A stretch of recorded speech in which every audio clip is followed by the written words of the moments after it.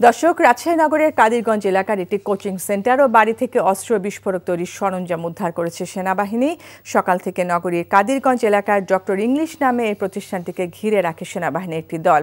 Coaching সেন্টারটি পরিচালনা করেন সাবেক সিটি মেয়র AHM খায়রুজ্জামান লিটনের চাচাতো ভাই মুনতাসিরুল ইসলাম অনিন্দ। কোচিং সেন্টারটিতে অভিযান চালিয়ে 2টি বিদেশি অস্ত্র, একটি রিভলভার, দেশীয় 6টি অস্ত্র, বিস্ফোরক তৈরির সরঞ্জাম সহ মদের বোতল উদ্ধার করা হয়। রাজশাহী মহানগর পুলিশের মুখপাত্র গাজীউর রহমান বলেন, সেনাবাহিনীর অভিযান সম্পর্কে আনুষ্ঠানিকভাবে তিনি কোনো তথ্য জানেন না, তবে তারা পুলিশের কাছে হস্তান্তর করলে বিস্তারিত জানানো হবে। এ বিষয়ে জানতে রাজশাহী সেই কোচিং সেন্টারে আছেন আমাদের সিনিয়র করেসপন্ডেন্ট সাজু, সরাসরি যোগ দিচ্ছেন আমাদের সাথে। সাজু, যৌথ বাহিনীর অভিযান চালিয়ে যেসব অস্ত্র উদ্ধার করেছে সেগুলো কারা মজুত করেছিল, কি উদ্দেশ্যে, কিছু কি জানতে পেরেছেন আমাদের জানাবেন।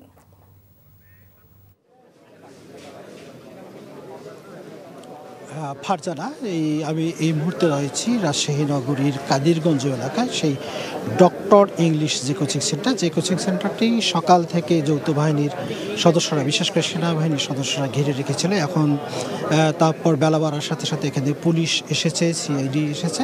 তো আপনি যেটি জানতে চেয়েছেন এই বিষয়ে সেনাবাহিনী কিংবা পুলিশের পক্ষ থেকে আনুষ্ঠানিকভাবে আমাদের এখন পর্যন্ত কিছু জানানো হয়নি। তবে আমরা তাদের সঙ্গে কথা বলে যেটা জেনেছি যে এখানে যে অস্ত্রগুলো উদ্ধার করা হয়েছে, দেশি বিদেশি অস্ত্র ছিল এবং বিস্ফোরক দ্রব্য তারা কিছু পেয়েছে, এবং সেই বিস্ফোরক দ্রব্যগুলো এখন নিষ্ক্রিয় করার কাজ চলছে। CID টিম এসেছে এখানে পুলিশের, রাজশাহী মহানগর পুলিশের CRT টিম এসেছে। তারা এই বিস্ফোরকগুলো এখন নিষ্ক্রিয় করার কাজ চালাচ্ছে। নিষ্ক্রিয় হওয়া শেষ হলে তারপর আমাদেরকে এখানে আনুষ্ঠানিকভাবে ব্রিফিং দেওয়া হবে।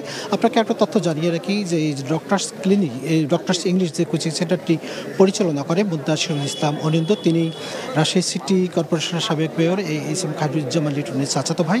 তার আরেকটি পরিচয় হলো রাজশাহী বিশ্ববিদ্যালয়ের অধ্যাপক রেজাউল করিম হত্যা মামলার তিনি আসামি ছিলেন, এবং ঢাকার যে হলিয়া ট্রিজান বেকারিতে যে হামলার ঘটনা ঘটেছিল, জঙ্গি হামলার ঘটনা ঘটেছিল, সেই হামলারও তিনি আসামি এবং তিনি সেই মামলায় গ্রেপ্তার হয়েছিলেন। বর্তমানে তিনি জামিনে রয়েছেন। তো সেনাবাহিনীর পক্ষ থেকে যেটা বলা হয়েছে যে এই বিস্ফোরক দ্রব্যগুলো আনুষ্ঠানিকভাবে তারা যখন নিষ্ক্রিয় করার পর তারা আনুষ্ঠানিক ব্রিফিং দেবে, তখন আপনাদেরকে আমরা বিস্তারিত তথ্য জানাতে পারবো। ফারজানা, বান্ডেল থাকলে প্রতি সেনমানিতে টাকা বাঁচবে। বিকাশ সেনমানি বান্ডেল কিনে জিতুন প্রতি লেনদেনে।